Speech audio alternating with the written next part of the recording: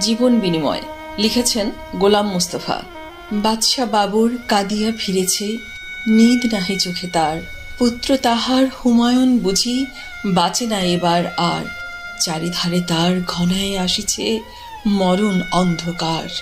রাজ্যের যত বিজ্ঞ হেকিম কবিরাজ দরবেশ এসেছে সবাই, দিতেছে বসিয়া ব্যবস্থা সবিশেষ।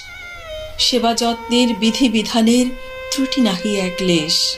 তবু তার সেই দুরন্ত রোগ হটিতেছে না কোহায়।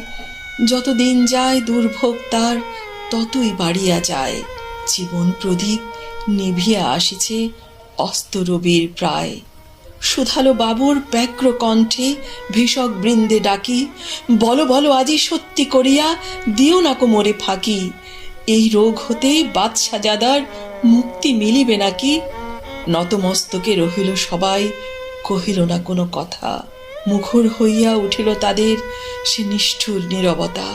শেল সম আসি বাবরের বুকে বিধিল কিসের ব্যথা। হেনকালে এক দরবেশ উঠে কহিলেন, সুলতান, সবচেয়ে তব শ্রেষ্ঠ যে ধন, দিতে যদি পারো দান, খুশি হয়ে তবে বাঁচাবে আল্লাহ বাদশাজাদার প্রাণ। শুনিয়া সে কথা কহিল বাবর, শঙ্কা নাহি কো মানি, তাই যদি হয় প্রস্তুত আমি দিতে সেই কোরবানি। সবচেয়ে মোর শ্রেষ্ঠ যে ধন, জানি তাহা আমি জানি।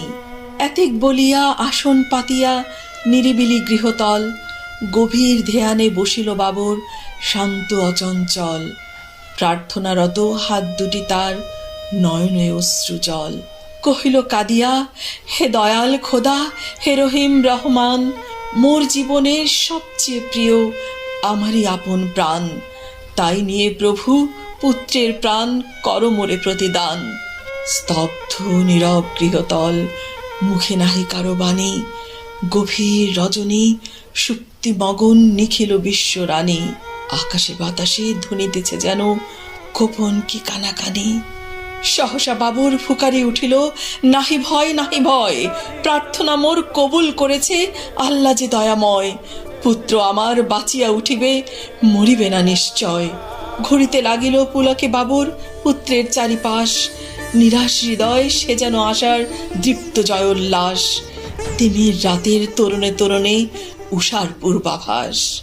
সেই দিন হতে রোগ লক্ষণ দেখা দিল বাবরের। হৃষ্টচিত্তে গ্রহণ করিল শয্যা সে মরণের। নতুন জীবনে হুমায়ুন ধীরে বাঁচিয়া উঠিল ফের। মরিল বাবর, না না ভুল কথা, মৃত্যুকে তারে কয়। মরিয়া বাবর অমর হয়েছে, নাহি তার কোনো ক্ষয়।